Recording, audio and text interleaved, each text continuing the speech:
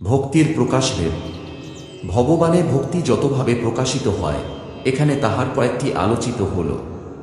প্রথম, শ্রদ্ধা।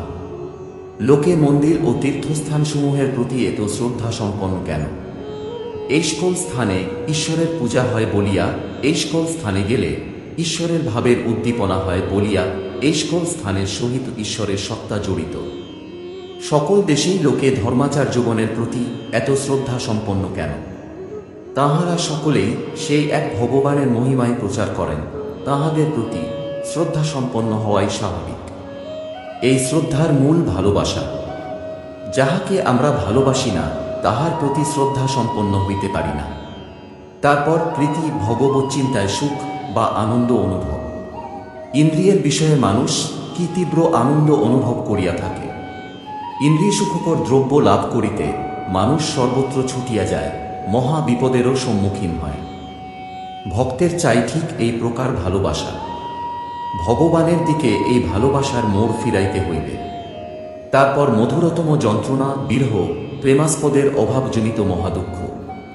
এই দুঃখ জগতে সকল দুঃখের মধ্যে মধুর, অতি মধুর।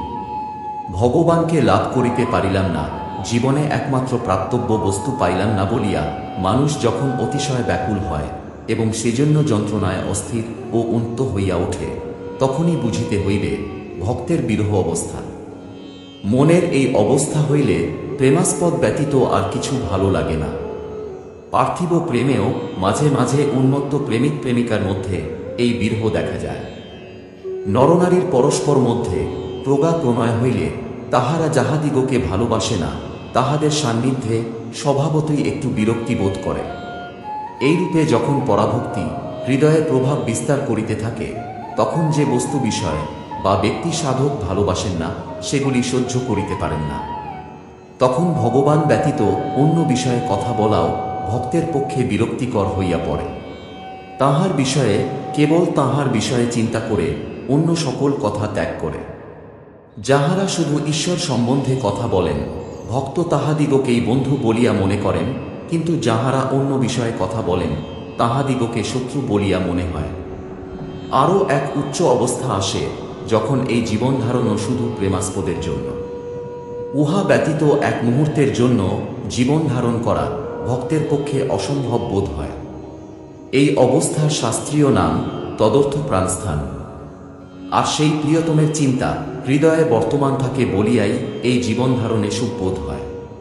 সংক্ষেপে, প্রিয়তমের চিন্তা আছে বলিয়াই জীবন তখন মধুর বলিয়া মনে হয়। তদীয়তা তাহার হইয়া যাওয়া ভক্তিমতে সাধক যখন সিদ্ধাবস্থা প্রাপ্ত হন, তখন এই তদীয়তা আসে।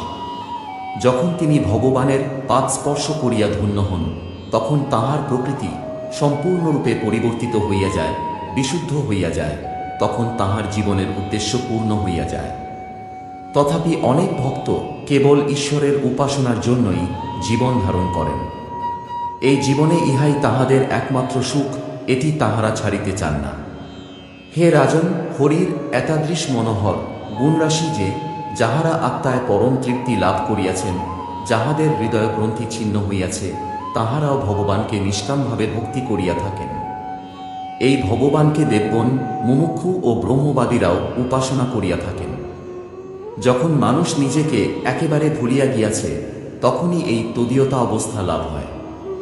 সাধারণ ভালোবাসাতেও যেমন প্রেমাস্পদের সকল জিনিসই প্রেমিকের চক্ষে অমূল্য বলিয়া বোধ হয়, তেমনি ভক্তের নিকট সকলই পবিত্র বলিয়া বোধ হয়, কারণ সবই যে তাহার প্রেমাস্পদের।